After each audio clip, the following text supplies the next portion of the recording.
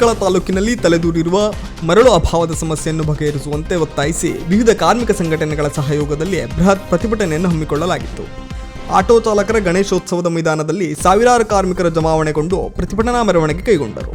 ಮುಖ್ಯ ವೃತ್ತದವರೆಗೂ ಸಾಗಿದ ಮೆರವಣಿಗೆ ಬಳಿಕ ಆಡಳಿತ ಸೌಧವನ್ನು ತಲುಪಿತು.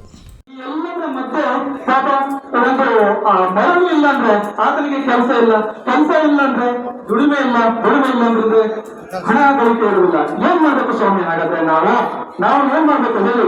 ಹಾಗಾಗಿ ನಾವು ಇವತ್ತು ಬಹಳ ತಾಳ್ಮೆಯನ್ನು ತೆಗೆದುಕೊಂಡು ಇವತ್ತು ಈ ಎಲ್ಲ ಸಂಘಟನೆಗಳ ನೆರವಿನಿಂದ ಇವತ್ತು ನಾವು ಬೀದಿಗಿಳಿಯುವ ಪರಿಸ್ಥಿತಿ ಬಂತು. ಈ ಬೀದಿಗಿಳಿಯುವ ಪರಿಸ್ಥಿತಿಯನ್ನು ನಿರ್ಮಾಣ ಮಾಡಿದಾಗ ಸ್ವಾಮಿ, ಬೀದಿಗೆ ಇಲ್ಲದೆ ಇವತ್ತು ಹೇಗೆ ಬಂದಿದ್ರೆ ಈ ಎಲ್ಲ ಕಾರ್ಮಿಕರು ತಮ್ಮ ಕೆಲಸದಲ್ಲಿ ತನ್ನ ಪಾಡಿ ತಾನು ಇರ್ತಾ ಇದ್ರು. ಈ ಹೋರಾಟ ಮಾಡುವುದಿಲ್ಲಾಗಿತ್ತು, ಮರುಳಿಲ್ಲ. ಅದಕ್ಕೆ ಕಾರಣ ಬೇರೆ ಏನೇ ಇರಬಹುದು, ಆದ್ರೆ ನಮಗೆ ಆ ಕಾನೂನು ಕಟ್ಟಳೆಗಳು ಅಥವಾ ಇನ್ನಿತರ ಕೆಸರೆಗಳ ಚಾಟಗಳು ನಮಗೆ ಸಂಬಂಧಿಸಿದಲ್ಲ.